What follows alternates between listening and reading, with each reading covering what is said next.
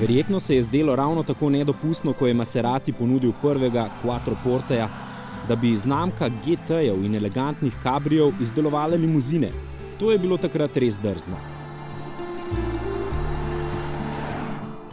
A svet je Quattroporteja, torej štirivratnika, sprejel.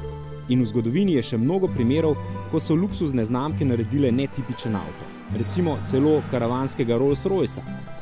Kajti ko si človek, ki ima že vse, nekaj zaželi, to dobi, tako ali drugače.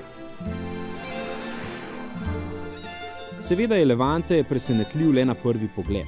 Danes so terenci tudi v luksuznem razredu nekaj običajnega, pravzaprav celo nekaj nujnega. In Maserati se je odločil, da bo svojega terenca ponudil ne v Quattroportejevem, ampak v Ghibli rangu. Levante je torej avto za okoli 100, ne pa za okoli 200 tisoč evrov. A italijanskega šarma mu res ne manjka.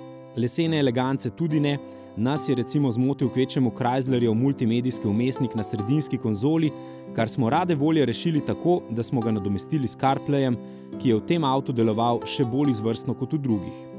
Je pa Levante tudi nekoliko večji in prostornejši od na primer Macana in podobnih, tako da že iz tega razloga posega nekoliko višje.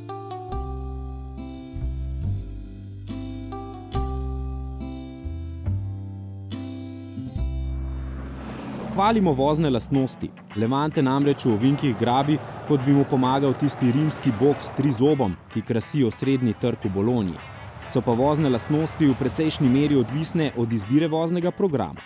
V osnovnem načinu komfort je namreč zelo udoben, za naš okus celo preveč udoben. Je namreč ukrojen po željah tistih, ki jim je najpomembnejše parkiranje z enim prstom oziroma še raje z avtomatiko. No, mi smo zato Levanteja praktično ves čas vozili v načinu sport.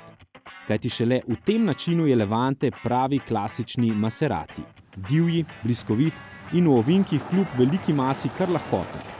Predvsem pa ta siloviti veter iz Modene v načinu sport ponuja tisto, kar ga uvršča visoko na tekmece iz Zuffenhausena in Coventryja.